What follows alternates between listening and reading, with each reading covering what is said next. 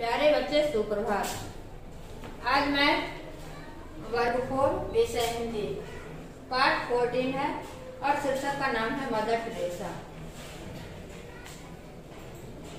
आइए हम mother Teresa के बारे में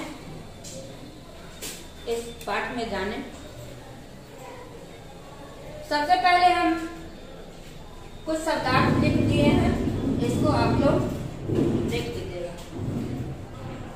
प्रस्तावना। अपने लिए तो हम सभी जीते हैं, परंतु असली जीवन तो वही है जो औरों के लिए जिया जाए। मदर टेरेसा ऐसी ही महिला थी जिन्होंने अपना तमाम जीवन दूसरों के लिए समर्पित कर दिया। मदर टेरेसा वास्तव में प्रेम, करुणा और निस्वार्थ सेवा की मूर्ति थी।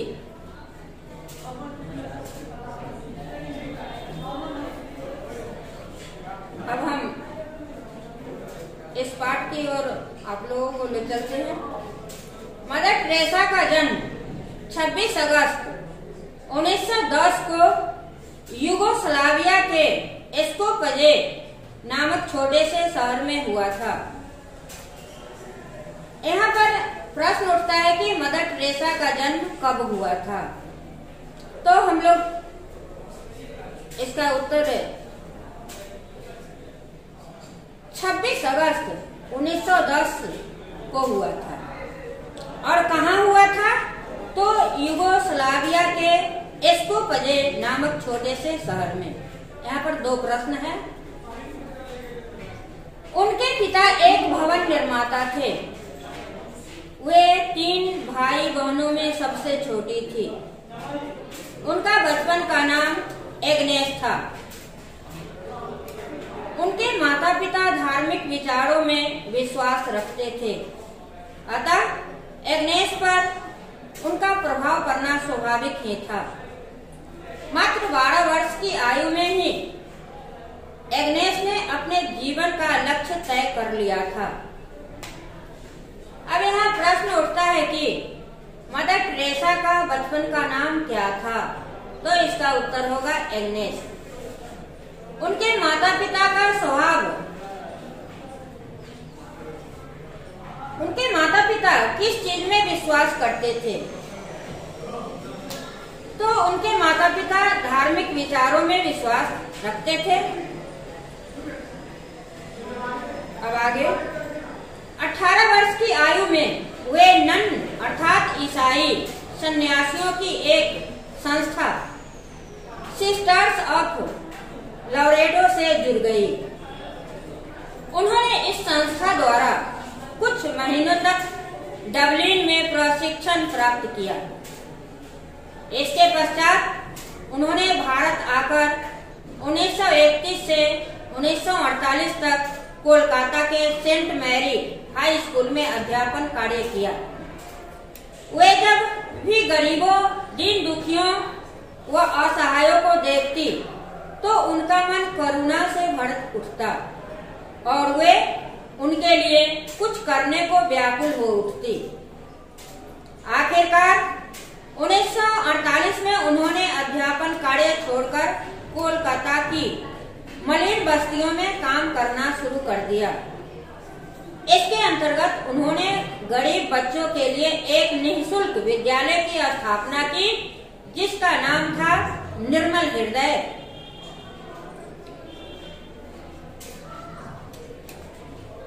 वे निस्वार्थ भाव से गरीबों की सेवा में जुट गई। कौन? Mother Teresa. उस समय उनके पास न तो पैसा था और न ही मानवीय ताकत, लेकिन धीरे धीरे अनेक समाज सेवी उनके साथ जुड़ते चले गए। किनके साथ जुड़ते चले गए? तो मदर टेरेसा के साथ। साथ ही उन्हें आर्थिक सहायता भी मिलने लगी।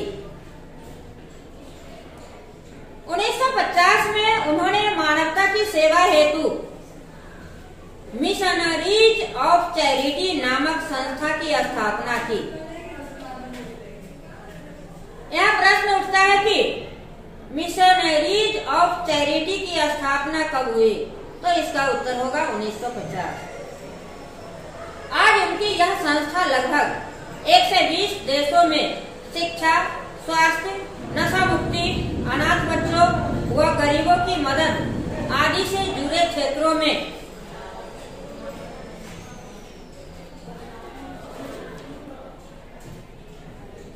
काम कर रही है।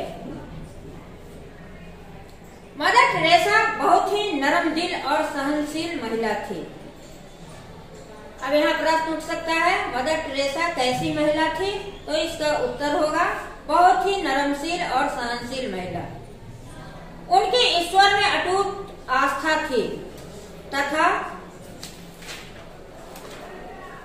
उनके मन में पीड़ितों, बीमारों, वृद्धों, गरीबों और विकलांगों के प्रति अपार स्नेह था।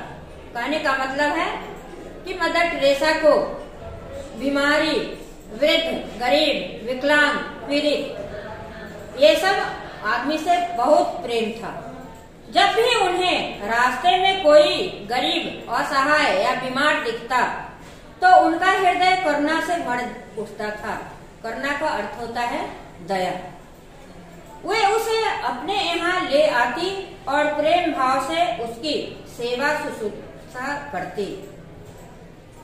तभी तो लोग उन्हें आज भी श्रद्धा व प्यार से दया की देवी कहते हैं और गरीबों की मसीहा आदि नामों से भी पुकारते हैं।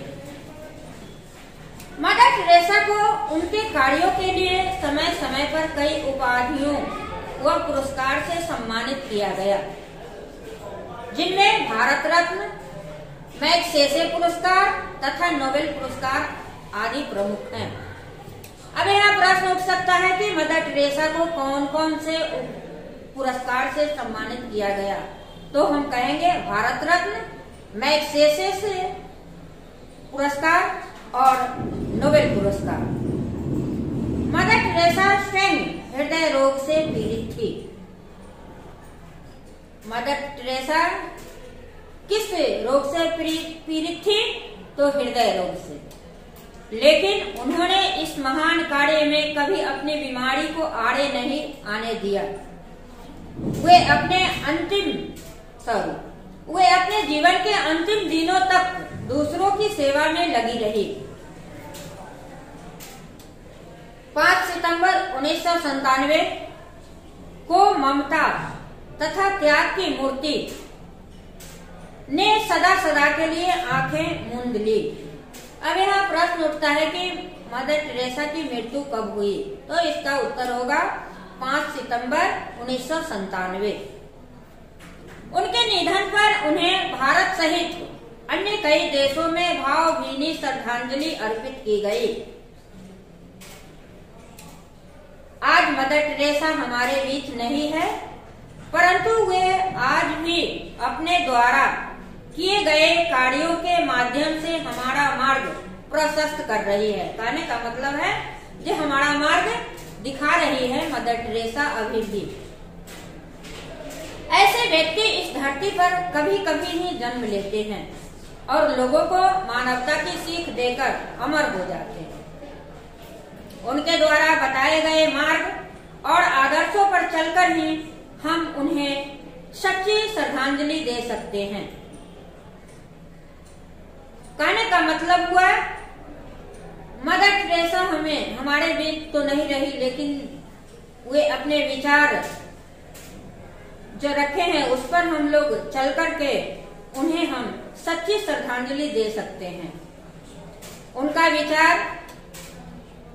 यह विचार हमारे लिए प्रेरणा स्रोत है। हमें एक दूसरे से प्रेम करना चाहिए।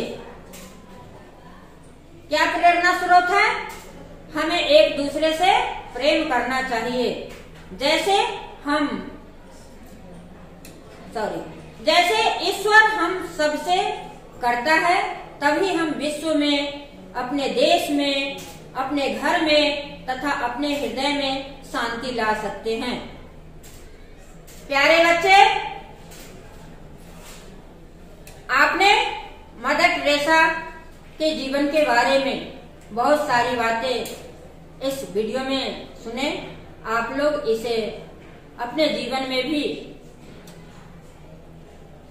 उतारने की कोशिश करेंगे। धन्यवाद।